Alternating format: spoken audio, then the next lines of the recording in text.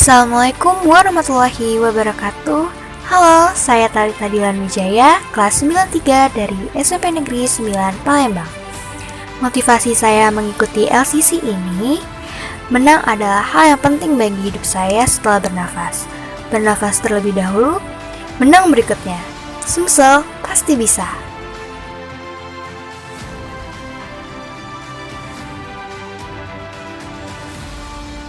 Assalamualaikum semua, saya Kamila Tuzahwa kelas 93 dari SMP Negeri 9 Palembang.